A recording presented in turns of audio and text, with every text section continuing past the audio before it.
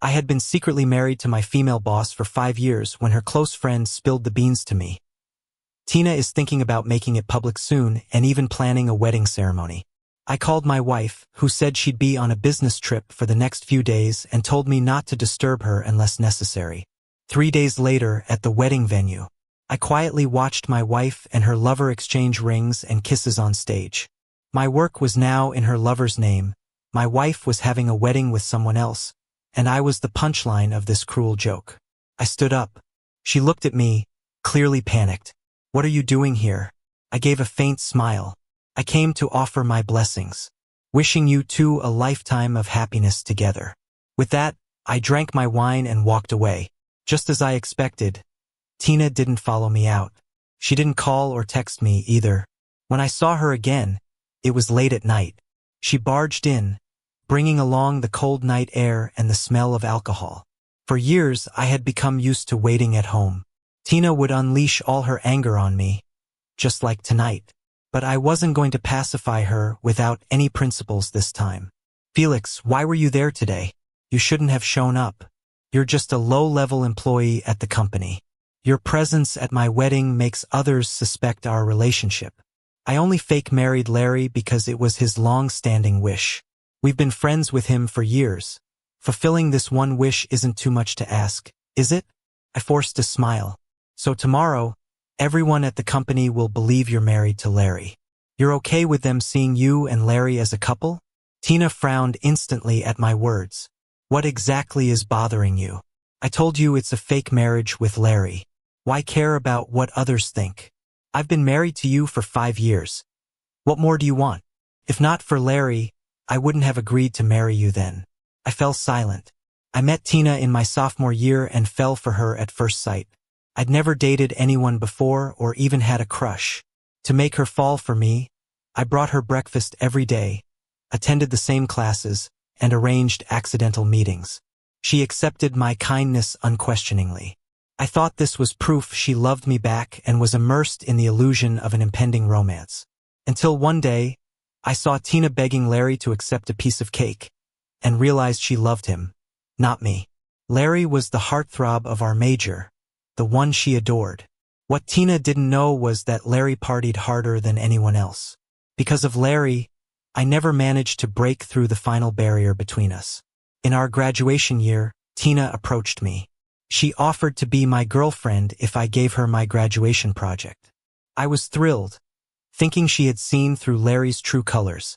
But on graduation day, I saw Larry confidently presenting my work on stage.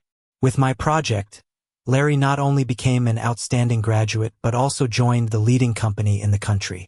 I wanted an explanation from Tina but feared it might ruin our relationship, so I let it go.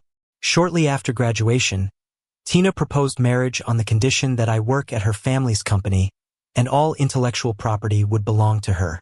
It was a huge surprise, something I had always dreamed of.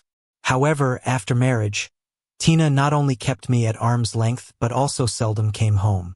Later, I learned it was Larry's idea to marry me and have me join her company. Larry struggled at his new job and couldn't meet their programming expectations, so he targeted me. If Tina married me, Larry would have a steady source for his programming needs. Tina agreed to marry me because Larry promised to always love her, and being in love meant helping each other out. If it weren't for Larry's career, I wouldn't have married that country bumpkin. That's what Tina confessed to her best friend while drunk on her birthday, and I was standing right outside the door.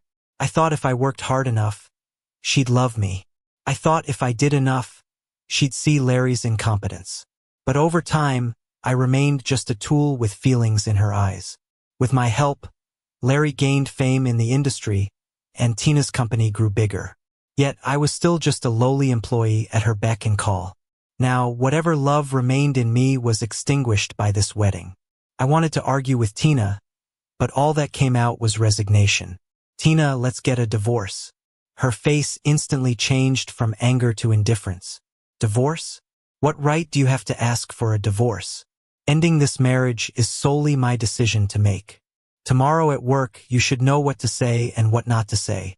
Send me the new program once it's finished." Her superior attitude stemmed from my past compliance. But I'm not a machine. I have feelings too. I'll be resigning tomorrow. I'm done with this.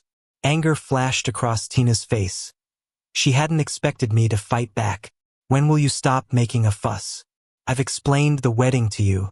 Haven't things been like this for years? Stop acting crazy. Think it over tonight.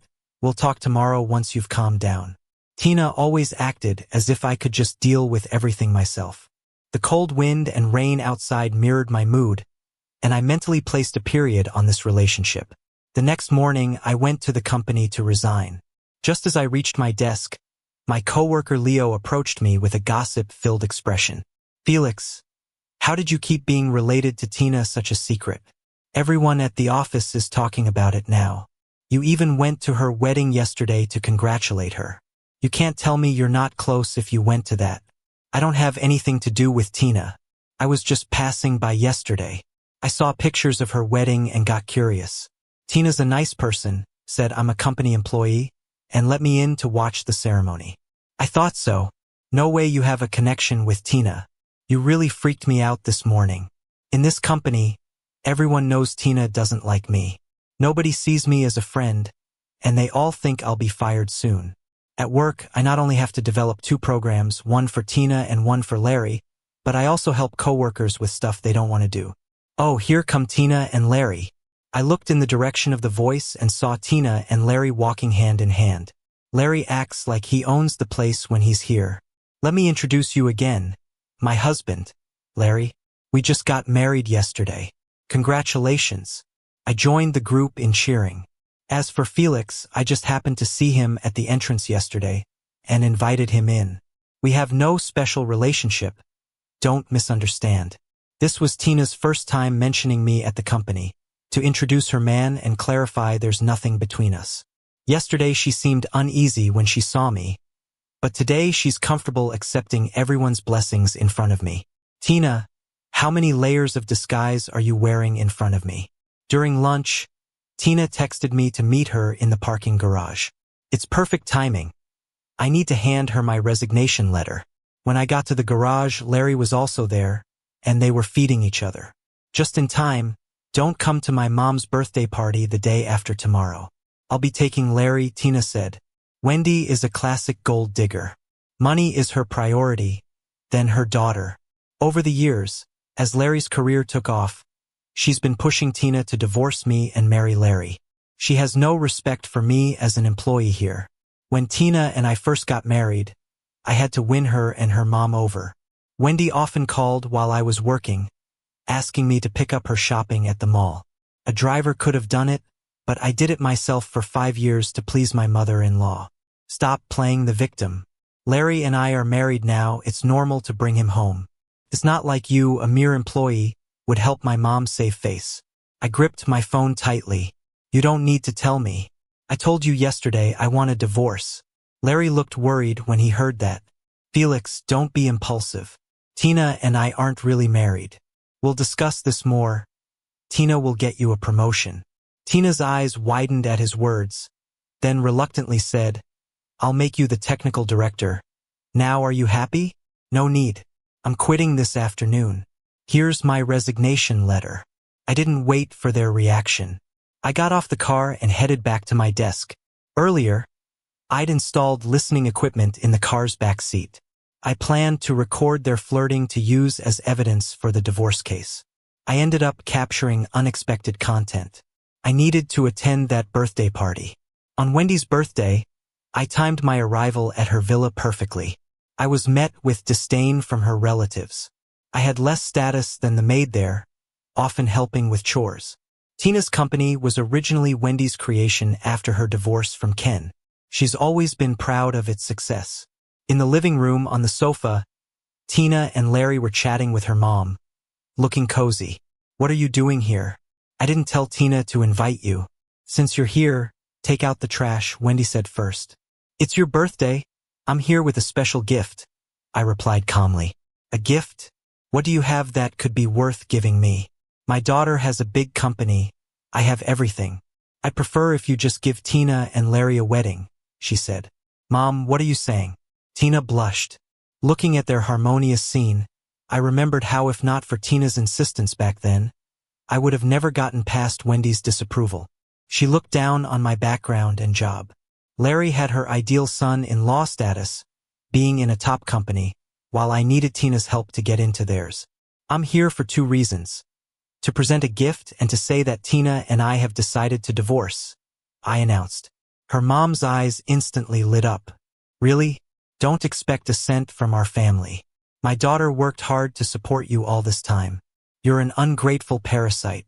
So what's this gift? Wendy pressed impatiently. Be patient, please. I turned on the recording on my phone. Tina and Larry's voices filled the room. Tina, you must not divorce Felix. Without him, who'll do the programming for us? Larry said. Larry, I trust you can handle it. We've tolerated so much. I just want to be with you now, Tina replied. No way. What happens to my career if he's gone? Can you stand to see all my years of hard work just go up in smoke? If push comes to shove, we'll just find another ghostwriter to handle the program. If you're really that worried, I'll transfer my company's shares to you. Look, I've even got the contract ready. What's mine is yours. Really? You're willing to give me everything? I can't bear to see you compromise for me. Yes, really, I'm doing it of my own free will. I call the shots in my company. If you're worried, you can sign right now. And then there was the sound of signing and a bit of smacking lips. The whole room went silent. Wendy was furious, and she abruptly stood up. Tina, what is going on? Where's the contract?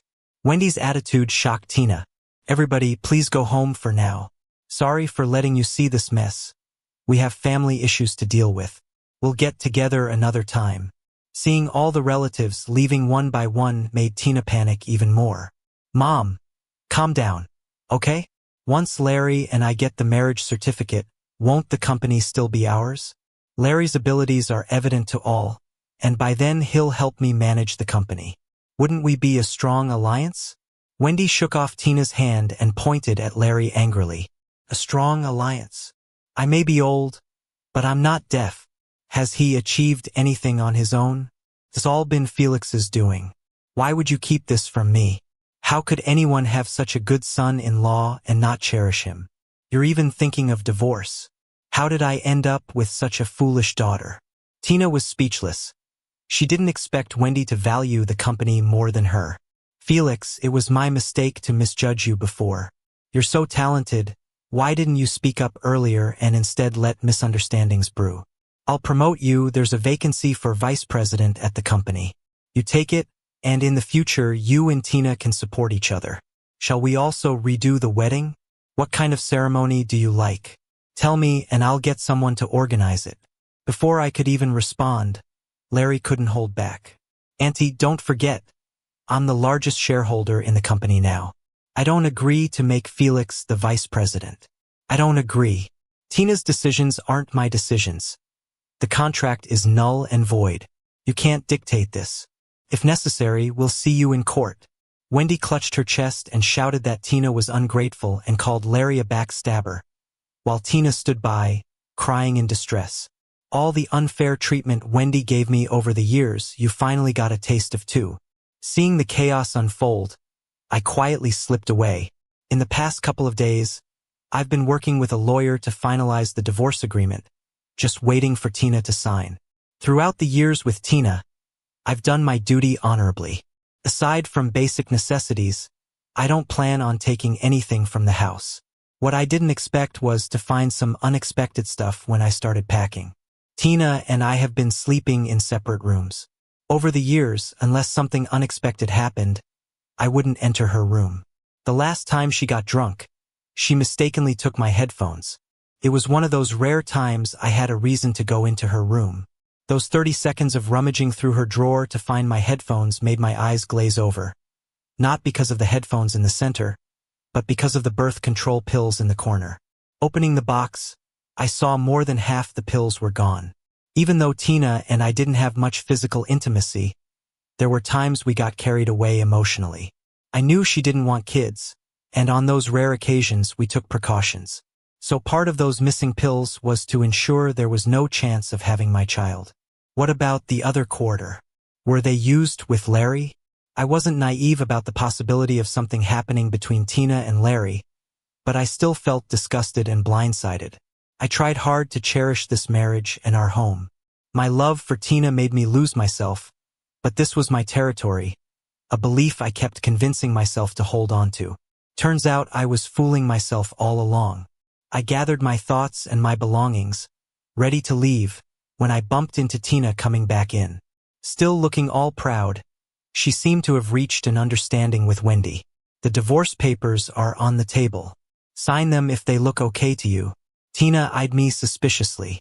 You're not trying to rob me or something, right? After so many years, she still didn't understand me. I've submitted my resignation to the company. Make sure to approve it. You think you'll find another company that'd take you if you leave? No way. Once you're gone, there's no coming back. I had no desire or reason to argue or even talk to her anymore. Starting fresh somewhere else, living a new life, was all I wanted. A new company came through a recommendation from my college mentor. After graduation, he kept urging me to leave Tina's company for broader horizons. He knew my capabilities and passion for the industry and couldn't stand to see me dim my light for love. I reached out to him post-divorce, and despite the years, he was as enthusiastic as ever. He helped me connect with companies, submitted my resume, and vouched for me. Thanks to him, I smoothly transitioned into a new job. My first day, no awkwardness, no tension, no silence as I had imagined. Coworkers eagerly filled me in on project details and helped me blend in. My life was getting back on track when Tina called. It was a lazy afternoon. The phone rang. It was a familiar number. I ignored it the first time. I remembered how bad I wanted Tina's number back when I first liked her. Asking around until I finally got it on a piece of paper, memorizing it so I wouldn't forget. But I got no reply after nervously sending my first introductory text. When I tried again, I found out I was blocked. When the phone rang a third time, I answered it. Tina's panicked and angry voice came through the receiver. Felix, where have you been? I've called you so many times before you finally picked up. You promised me you'd be there whenever I called, no matter what. Yeah, I did promise that before. But I'm not a fool, giving everything without expecting anything back. Besides, I'm not her husband anymore. Tina and I have nothing to do with each other now. Alright, I'll let it slide this time. There's an issue with the company project. The new program development's stuck at the most critical point. We need you to come back. I handed over all the projects I was responsible for before I left. The company's issues aren't my concern now. I refused without a second thought. How can it not be your concern? Didn't you dedicate your efforts to that company? You just want me to go back and keep working for you and Larry, don't you? Forget it. I'm done with you. Handle the company stuff on your own. I hung up the phone after that. I knew which project Tina was talking about. Before I left, I was in charge of it. I'd laid out a rough outline and strategy. Since it was meant for a competition, the program was more complex. If they wanted to finish it, they only had two options. One, if I had a sudden change of heart and decided to help them. Two, they'd have to start over from scratch. But I wasn't feeling generous, so the second option it was. Timing was tight with the competition around the corner. No wonder Tina called me for help. The funny thing was, my new company was also entering this competition. Coincidentally, I was in charge of our entry. For this competition, I'd pulled several all-nighters, tweaking and improving the details. I wondered if Tina would drop out or push through. On the day of the competition, I got to the office early and prepared to leave with my colleagues. Sure enough, when we arrived at the venue, Tina and Larry were already there. The competition proceeded smoothly through the stages. Towards the end, I glanced at Tina and wasn't surprised to see her prideful and smug expression. That look was all too familiar to me. During college, Tina loved club activities and eagerly participated in every contest. If she was in it, first place never went to anyone else. Tina was used to using money for networking. To her, there was no desire money couldn't satisfy. While I was lost in thought, I heard the judges announce first prize, Group A, Felix. The moment my name was mentioned, Tina's expression turned from pride to disbelief. She thought the world outside was like college, where money could change any result. Unfortunately for her, This competition valued fairness above all. I stood up and went on stage to claim my award. Explaining my ideas and creativity, I felt like I had regained the very reason I started studying this field. The evening's party was hosted by the organizers, inviting various companies. There was a constant stream of people wanting to chat with me. Before I could finish a conversation with someone, Tina rushed over and dragged me into a corner. "Felix, why did you enter this competition? How could you use the program you made for me? A group? How did you even get into a group? Did the boss's wife take you in or something?" "Tina, don't project your dirtiness onto me. We broke it off 2 months ago. The program I did for your company? I wouldn't reuse it even if I could. If you can't make use of the frameworks and ideas, that's on you." My words made Tina's eyes tear up.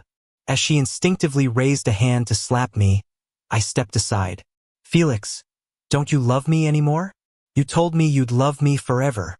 I calmly straightened the wrinkles on my suit. "Don't come near.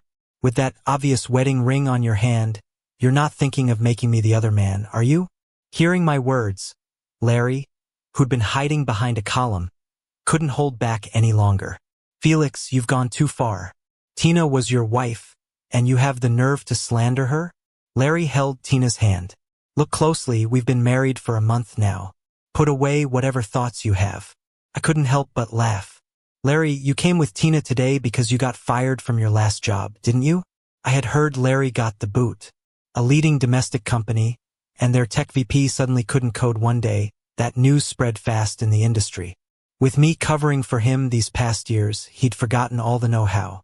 All day he'd slack at work, then hit up bars and hotels post-work. Tina just didn't know. She naively thought Larry went to bars and hotels for business deals. She'd scolded me more than once for heading home after work, calling me a bad businessman. I thought he'd tone it down after marriage, but looking at his frazzled state, he's clearly been living it up. Larry didn't expect me to strike him where it hurt. "Fired? Do you believe such nonsense? I have shares now, why work hard for someone else? You're just another regular worker. We'll see." With that, I turned away and moved back to the spotlight that was rightly mine. The faint arguing and insults behind me were just background noise on my way back into the limelight. Months passed just like that. During this time, I took on one big project after another by myself and racked up considerable achievements for the group.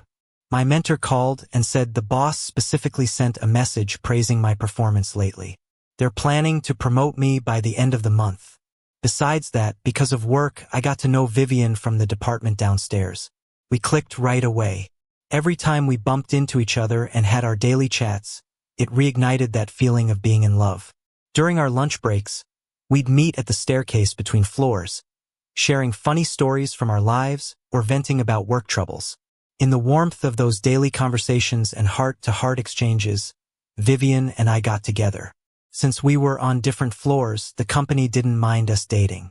While everything was going so well, I found out that Tina's company had gone bankrupt. Larry took over the company but didn't achieve anything great and even lost the trust of old clients. After struggling for months, they announced the closure. In the news, Larry and Tina looked utterly defeated. They couldn't pay wages and got surrounded by upset employees. Their house and car were mortgaged because of debts. When Wendy heard the news, she fainted from the shock and is still in the hospital. It's karma for Tina and Larry, who stole years of my hard work. But I never expected Tina to show up at my company's entrance. That day, Vivian and I were leaving work together as usual. As we got to the entrance, a disheveled woman suddenly rushed at us, begging me to take her in. Vivian and I were both startled, and when I looked closely, I realized it was Tina. "Felix, please save me. I'm homeless now." Tina was covered in dirt, smelling like rotten vegetables and eggs. Instinctively, I held Vivian's hand and took a few steps back. Those few steps made Tina look up at me. "Who's this woman next to you? How long has it been since we separated? And you're with someone else. Didn't you say you loved me most?" Tina looked at me, disbelief in her eyes. "Tina, stop fooling yourself, okay? Last time we met, I made it clear. Stay out of my life. This woman beside me is who I want to spend my life with." Go back to your husband, don't come looking for me. Tina crawled up to me on her knees. I messed up, I really messed up. Please save me. Larry took the last of my money and disappeared. You're all I have left. Felix, for the sake of our years together, please help me. Let me have something to eat. Tina's tears wouldn't stop. People were coming and going at the company's entrance, and quite a few passers-by captured the scene. Tina, the best relationship we can have is no relationship. Don't look for me anymore. I shook off Tina's hand, held Vivian's hand tightly, and walked away. The next day, someone had posted a video of Tina online. Caught a lot of attention, and people immediately recognized the ex-CEO. As the news of the company's closure spread in the industry, it also became known that Tina handed all her shares to Larry. Their family drama became a huge gossip topic. After that day, Tina disappeared, and no one knows where she went. 2 years later in the company, because of my outstanding performance, I was promoted early to become the technical director. It was a significant encouragement in my life. As Vivian and I grew closer, we started planning our wedding. We planned the wedding just the way we both wanted. Over the past year, we've learned to understand each other so well, we can communicate with just a glance. Finally, I have the complete family I always wanted.